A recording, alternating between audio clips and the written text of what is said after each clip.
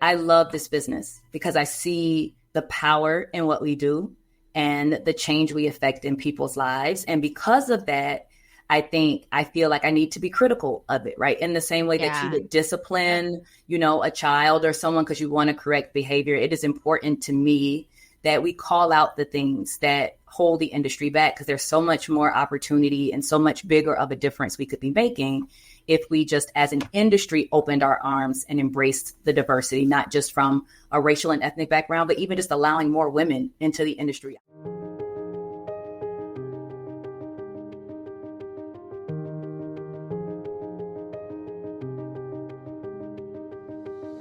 Hi there. Thanks for joining us. I'm Joanna Ehresman.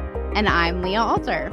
And this is WomenShare, a celebration of women in financial services. Today, we are so lucky to be joined by Atricia Roberts, Chief Operating Officer and Partner at Curo Private Wealth.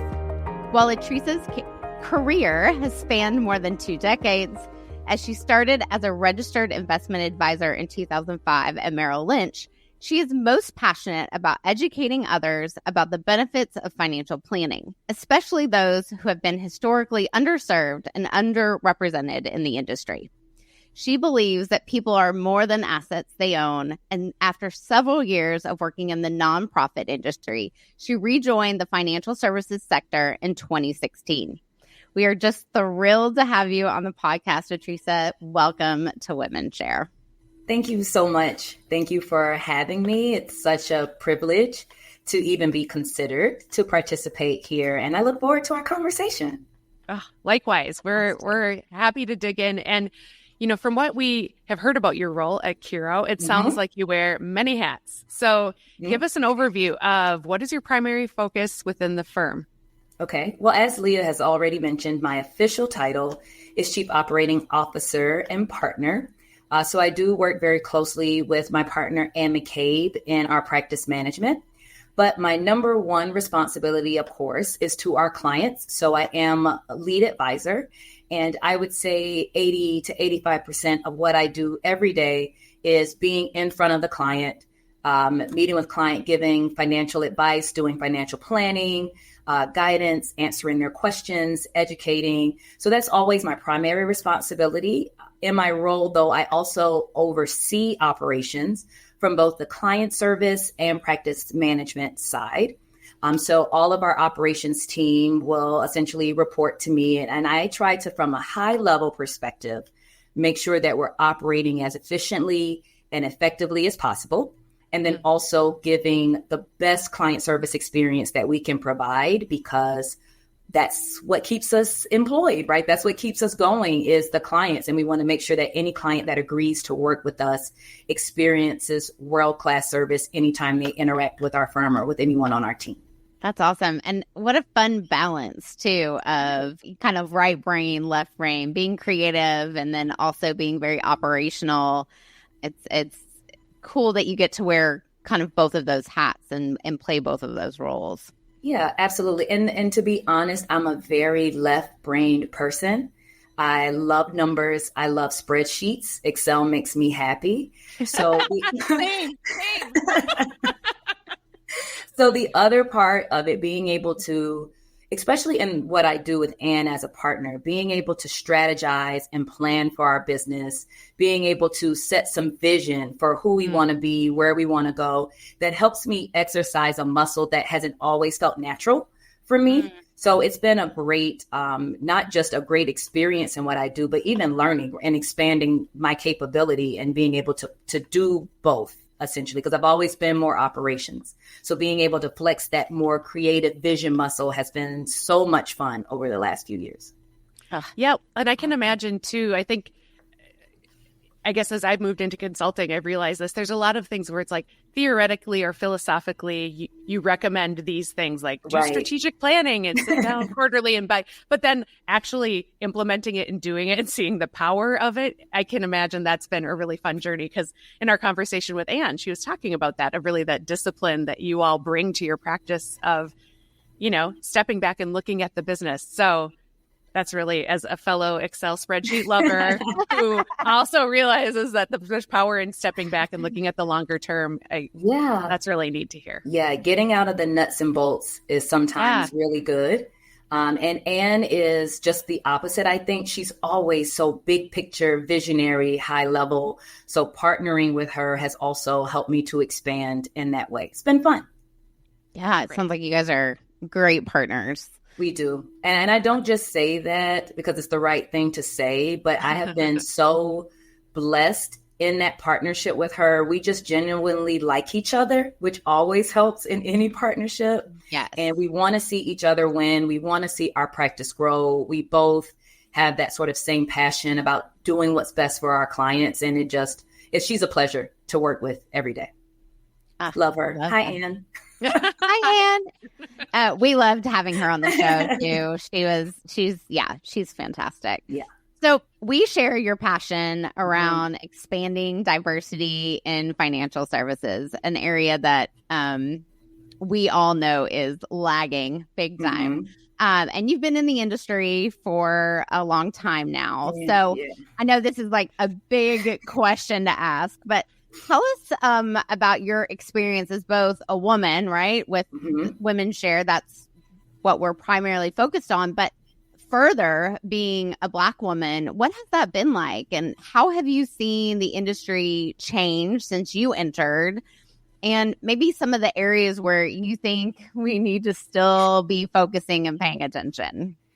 Yeah, when I think back, and next year will be 20 years since I started with Merrill and was originally licensed in this business. And that blows my mind every time I think about it. But I think the word, especially early on, that probably describes it in a politically correct way is challenging. I think that's very polite.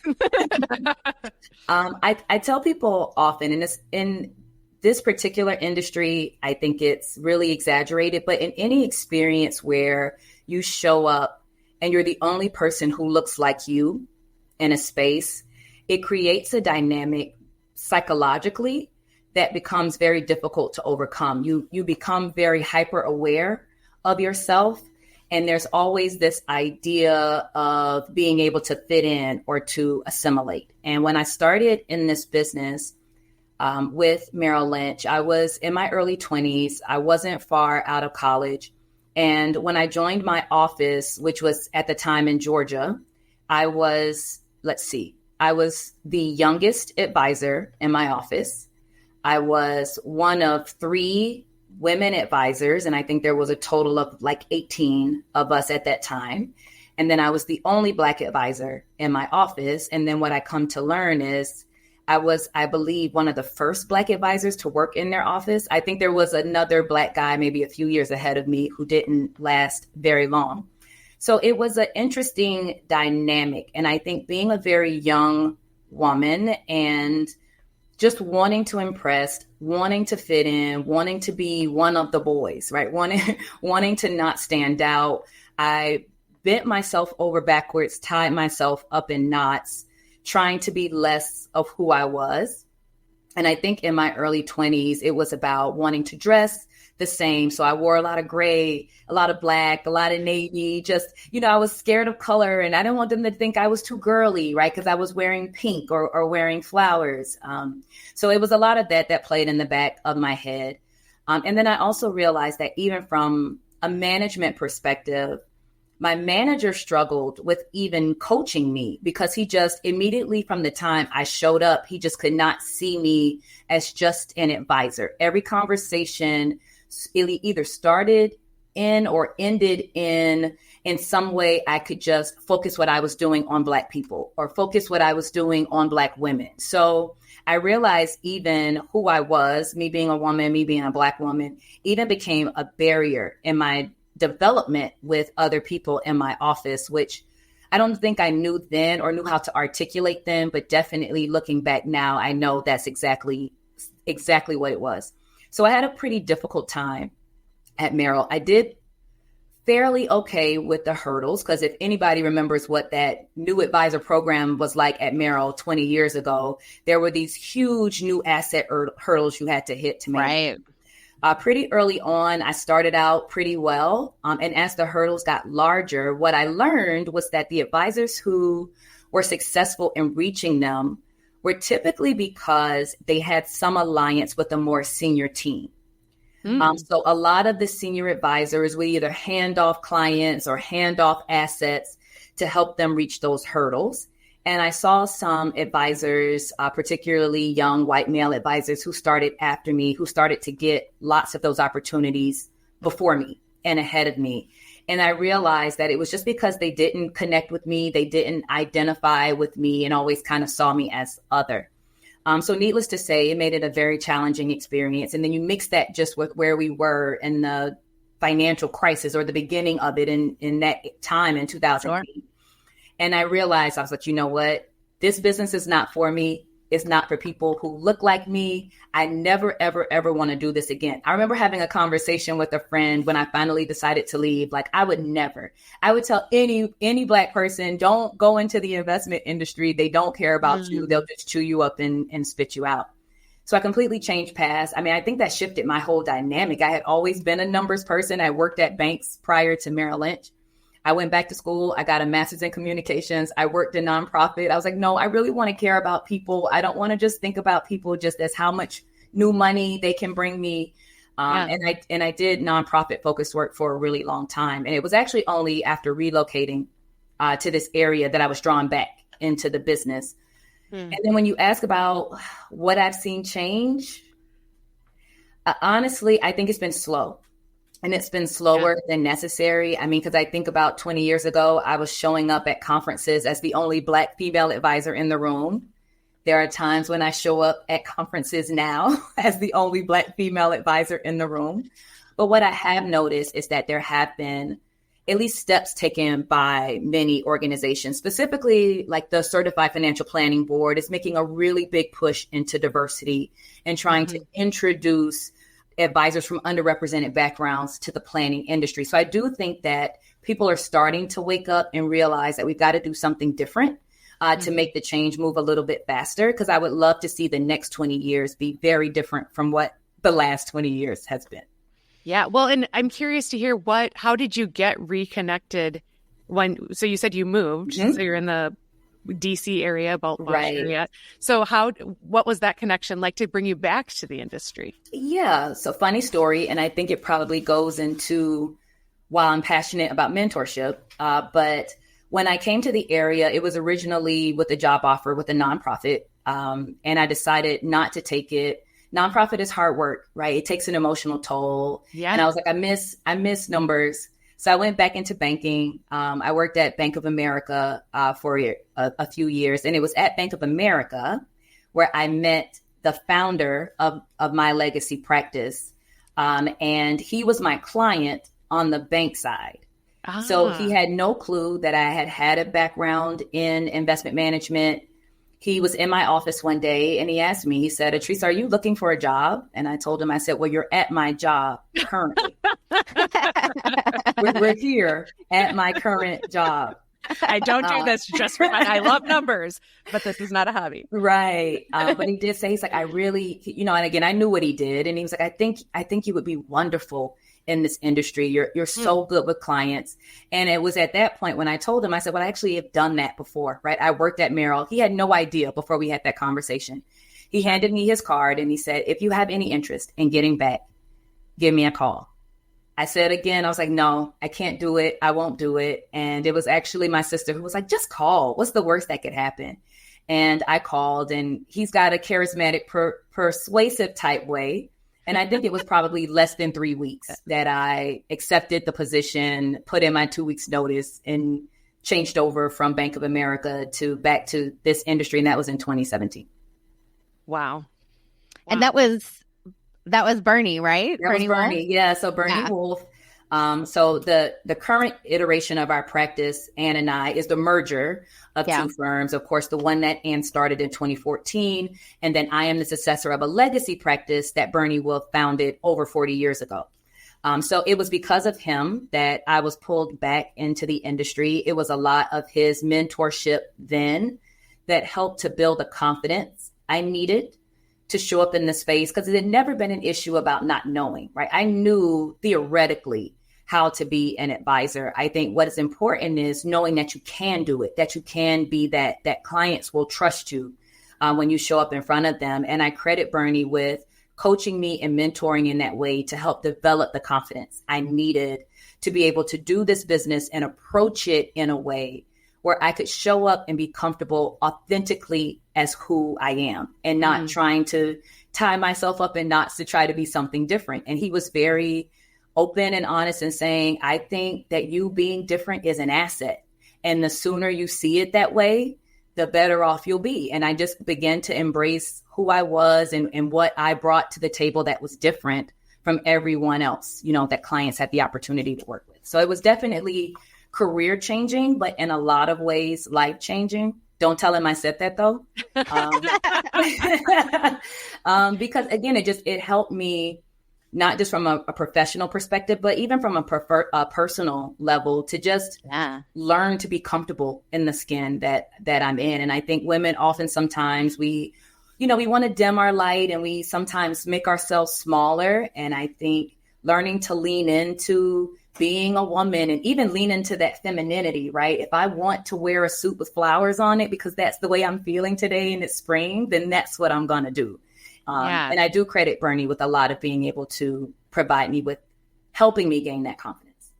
Well, and they say too, right? The best way to love someone is to just encourage them to be 100% authentically themselves. Yeah, I love that. And when that happens, whether it's in a personal or a professional relationship, you see that over and over again where somebody blooms into their full expressive self and brings so much more to the table. Again, both professionally and personally. That is, I literally got goosebumps when you told the story. So I love that because the first story you told, I'm not going to lie, I started to get a little choked up. It's like heartbreaking to hear stories like that. And I know, unfortunately, that your experience is shared by a lot of people in the industry. And, thank you for coming on here and talking about it. Oh, of course. Thanks for having me and allowing me the platform to talk about it. And again, I don't feel I love this business because I see the power in what we do and the change we affect in people's lives. And because of that, I feel like I need to be critical of it, right? In the same way that you would discipline, a child or someone because you want to correct behavior. It is important to me that we call out the things that hold the industry back because there's so much more opportunity and so much bigger of a difference we could be making if we just as an industry opened our arms and embraced the diversity, not just from a racial and ethnic background, but even just allowing more women into the industry. I mean, Ann and I, as a woman-led firm, we're still in the minority in this business. Sure. So there's a lot of change that still needs to happen. Well, and along those lines, I'd be curious to get your perspective, Atricia. Mm-hmm. I think both as individuals and you were starting to touch on what we can do at the organizational level, like to drive more of that change. What insight do you have or what thoughts do you want to share on that front? Yeah, I think the biggest challenge that I've seen when I have conversations specifically with other firm leaders or industry leaders is a reluctance to be proactive. Well, let me take one step back, is to be reluctant in acknowledging the problem, right? That there is an issue. I think a lot of people are reluctant to even talk about it, but I always tell people not acknowledging the problem doesn't make it go away, right? Yeah. They tell you the first step in recovery is admitting that you have an issue. And I think we're just now starting to get into a phase where people are willing to acknowledge, hey guys, we have an issue here around diversity, right? We don't have enough women. We don't have enough people from, ethnic backgrounds or different racial backgrounds. So starting to have the conversation, I think is always the first step. The other part that I noticed is that it's very easy to say, oh, well, I'm a man. How am I supposed to make a difference? Or, oh, I'm a white person. How am I supposed to make a difference?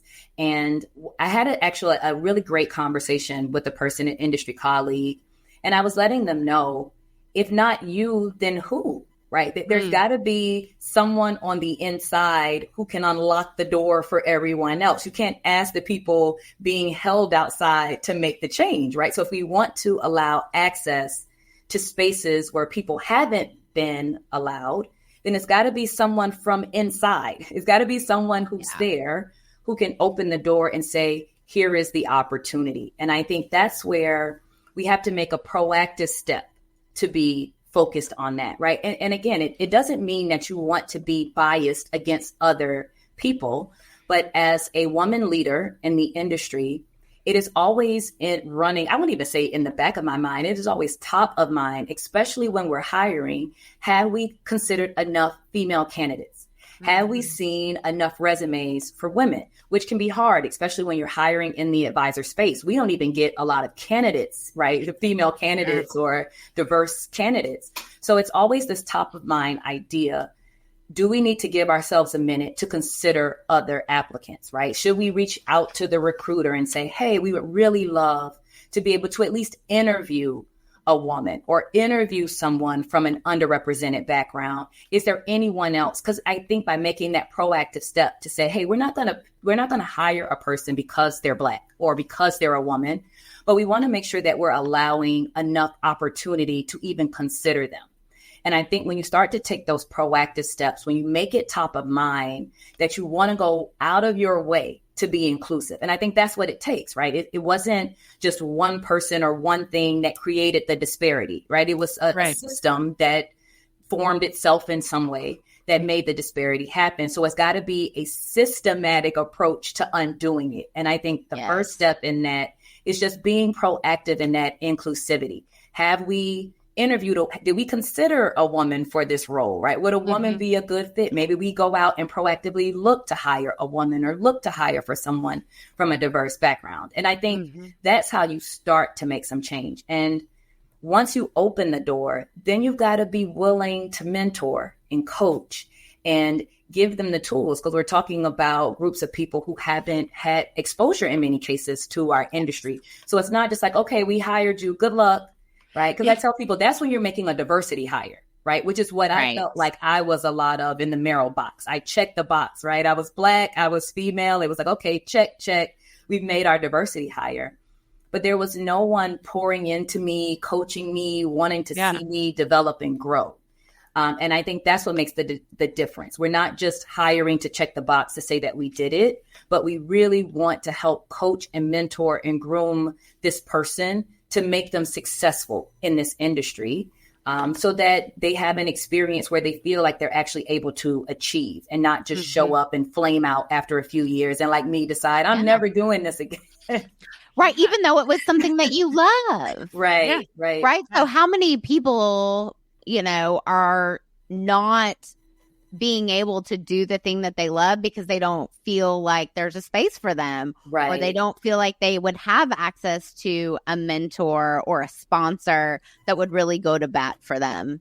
I mean, I am sure that there are people listening to this right now that are really resonating with that.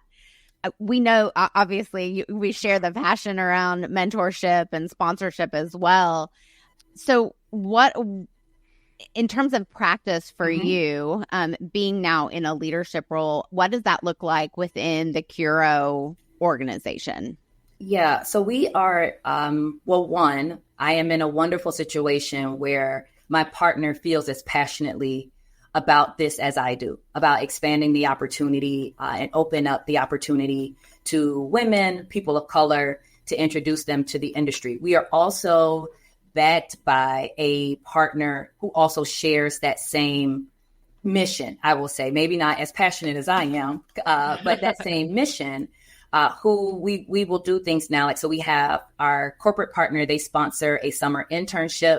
Originally, it was focused specifically on diversity and inclusion, but Ann and I have chosen to use that as an opportunity to try to open the door and present access to our industry to someone from an underrepresented group, whether that's a woman or a person of color or both. So we just started the program. Actually, Monday, we had 2 summer interns start with us. They're both women or young women in college in the area who have interest in the in this industry. So we use the internship, obviously, as an opportunity. But then what I also do just personally is I try to reach out to, especially to like historically Black colleges and universities. I'm always trying to reach out to places where I know minority groups exist, because a lot of it is just not knowing what opportunities exist. And the thing that I love about what we do as planners and financial advisors is that we get to work in an industry where we can be successful financially, right? I always laugh with my team. This isn't a nonprofit organization, right? We all show up here to make our clients money, but also that we can be financially successful as well. But you can do that in a way where you're doing good in people's lives. And I think not a lot of people, especially if they haven't had a relationship with an advisor or they don't come from a family who's worked with an advisor, even see this as a viable career path. So I think even being able to reach out and to work with even college students, Ann sits on the board at George Mason and their certified financial planning board. We always try to keep a connection with like Virginia Tech, which has a CFP program at their school. So if we can capture and make an introduction, even on the college level, on the collegiate level, just to introduce people to the opportunities that exist, specifically, I think, for women and people of color, because the other beautiful thing about what's happening just now is that the face of wealth is changing, right? It's no longer wealth being dominated by old white guys, right? Women are now starting to take such a bigger share of wealth, especially as we see a wealth transfer, right? I always, as an eldest daughter myself, we always talk about that precarious place of the eldest daughter. She usually finds herself in that sandwich where she's caring for children, but then also caring for aging parents. But that eldest daughter type demographic are set to inherit in a massive amount of wealth over the next few years. So the face of wealth is changing in our country. And I think that if you come from one of those demographics, like Bernie told me so many years ago, you being different than what has been standard becomes an asset, because now, like for Ann and I, we can speak directly to women from a place that just feels natural and genuine to us. And it's not that we treat our female clients differently, right? They're still clients, but we just connect in a way where we can really empathize and understand their experiences, their challenges when they're going through transitions. And I think having a unique background that ties with that client just gives you a leg up in building that relationship of trust going forward. So as wealth changes in the country, so do the people managing it need to change as well, because they're just going to be a shift. And I think in a lot of cases, women like working with other women, right? We enjoy being partners with one another. So I think that's a big part of what's going to drive, or at least hopefully what will drive some shifting in our industry over the next several years. One thing that has stood out for me in hearing your story, Atricia, yours and Ann's together, is like the extra, not burden because you're doing it out of passion, like, but the extra roles you're taking on of volunteering and being active in these spaces, right? In addition to serving your clients well. And so it's just, I think, a really fantastic testament to your passion for truly making a difference. And in a way, it's certain, I mean, not to say advisors of a variety of backgrounds aren't going above and beyond and volunteering and giving back, but it's this interesting dichotomy of, I'm so grateful that you're doing this, but it's also a little bit like, oh, it feels like not an extra burden, but like, this is what it takes. And how do we support each other in doing that extra work, going the extra mile to make this difference? And for the women who are coming up behind you, right? Like you are lessening their load so that they can be focused and passionate about their clients and about the work, and not having to fight quite as hard as the rest of us are. I don't think of it. I mean, it definitely is more responsibility, and I acknowledge the weight of that responsibility. But it is important for me to be what I didn't have when I started in the industry. Like, if I think back, what could have made that experience 20 years ago turn out differently for me? Well, one of them probably just would have been maturity, right? Had I just been more mature and able to stand up for myself, I think that would have changed it. But if I had an ally in the rooms that I walked into, right? You can get accustomed. I think even as a woman in certain spaces, definitely as a Black woman, you kind of learn to navigate in a world where people don't look like you, right? Where you're going to show up and be different. And then I think you can start to figure out, I think what happens that helps you succeed in those environments is when you know that there are allies that exist in that room with you, right? They may not look like you, but you know that they are completely supportive of you. They want to see you win. They want to see you be successful. They want to offer what they can. And that's what I didn't have 20 years ago. So I've always promised myself that in this second iteration of my career in financial services, that as I ascended into the career ladder or became more successful, that I wouldn't forget to be the person that I wish I had 20 years ago to try to make it different for the next Black woman who decides she wants to be a financial advisor, or any woman for that matter. But so that's what always plays, right? Mm-hmm. Are you being the woman that you wish you had, or the person you wish you had when you walked into that office 20 years ago? I mean, that's a mic drop right there.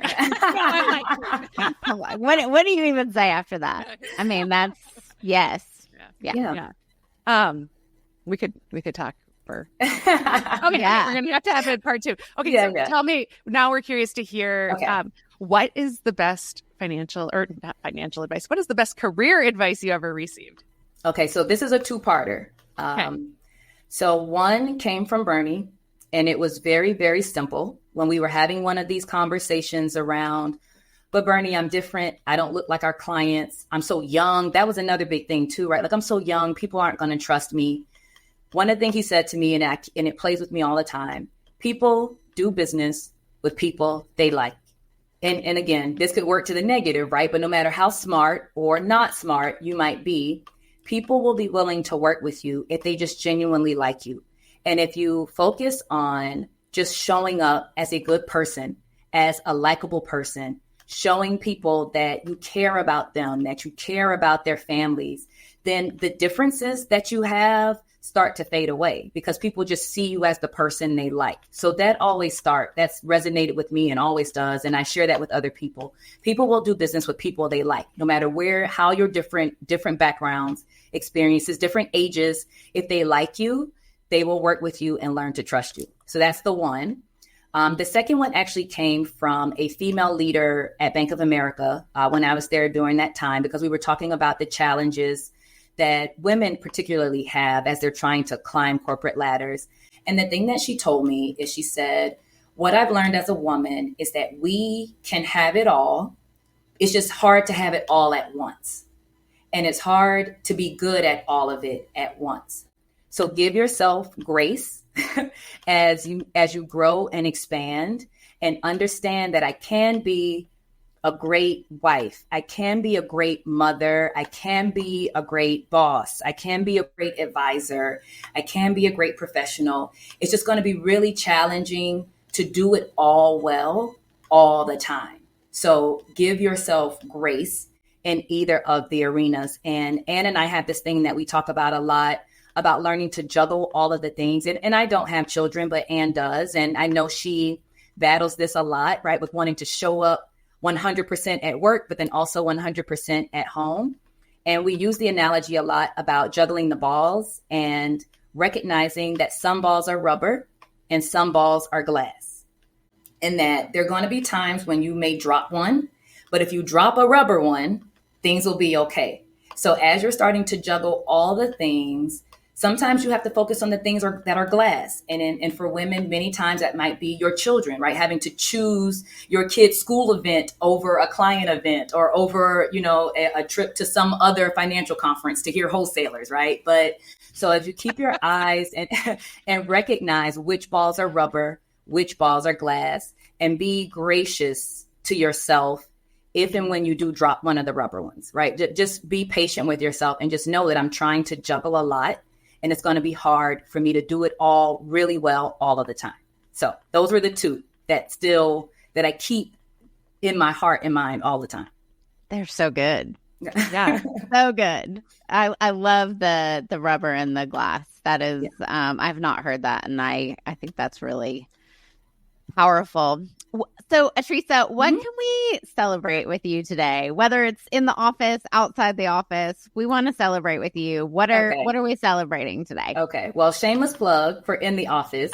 Ann and I are doing a lot of moving and shaking. And again, because we think our voices are different in the sea of voices that you hear in the industry. So we're making a really concerted effort to get our voices out there. And one of those ways is by way of our podcast, which we just launched. I think actually Friday, I think we will post episode 5 or 6. So we're moving along. But It's Living Richly with Curo. And you can find us on all the major platforms, Apple Podcasts, Spotify. But what we try to do in our podcast, and the reason why we chose to call it Living Richly is because one of the things we talk about, even with our clients from a planning perspective, is that your financial life is not just numbers. We want to be focused on the things that are important to you. Even in our planning relationships with clients, we typically start with a goals and vision planner. We want to know what matters to our clients when we start working with them. So our podcast is a little bit mix of both. We're always going to, of course, talk about industry topics or financial topics or give advice or tips. But we also try to incorporate some things that she and I are just learning together as, I guess I can't call myself a young woman in the industry anymore. As a youngish woman and leader, and the challenges that we're just facing, right? And how we're trying to navigate our own personal lives in the context to what we're doing with running a practice and showing up every day 100% for our clients. So it's a little bit of mix of both. So you'll learn a lot about just Ann and I as people. We talk a lot about our personal lives. I'm probably an oversharer on the podcast a little bit. But yeah, so check us out, Living Richly with Curo, so we can celebrate that. That'll all be in the show notes too. Okay, perfect. So people will be able to click on a link and get to it. Fantastic. And then just personally, and again, I laugh that it's become my new personality, but I took up golf last year because, again, as a woman in this industry, I got sick of being left out on the golf course, right? You go to these conferences and there's always that activity where you can show up the day before to play golf. And I'm like, I'm sick of not being able to go play. So I'm going to learn. So I joined a group last summer. It's specifically this group is specifically for Black women. It's called Queens on the Greens, who are learning how to play golf. That. But now I've become completely obsessed. It's my new personality outside of being an advisor. Is now I'm a golfer. So I'm playing once a week now. I'm doing lessons. So it's been a really exciting time for me just to challenge myself with something new that's not just about work. So that's what I'm celebrating personally. Now, I'm not any good. Okay. It's but not you're a good enjoying it. That's all that matters. And I look great on the golf course. Okay. If you saw me, you would think I was LPGA. Okay. I probably can't hit a driver 50 yards at this point, but I look like a professional. Oh, I love it. Well, and we have to give you a golf clap for that. Yeah. That was really cheesy. Thank you. Love that. I love it. Great. Yes. This has been so amazing, Atricia. Thank you so much for coming on the show and for sharing your story. And, it's vulnerable to talk about this stuff. And we acknowledge that right before the show today, actually, Joanna and I were talking about how lucky we are that we get to go so deep, so quickly with the guests that come on the show. And it is not unnoticed, and we appreciate it so, so much. Oh, well, thank you so much for having me. It's been a pleasure having this conversation. Thank you for the work you're doing to highlight the stories, to try to shift the dynamic of what we're doing for women in the financial services industry. So kudos to you two ladies. I love even being a part of the WomenShare family now. Very excited. Well, thank you. Yeah. And we often find ourselves as just longtime fans of the guests on our show. So apologies in advance for all of the likes and comments you're going to be getting. They're welcome. Both of us now.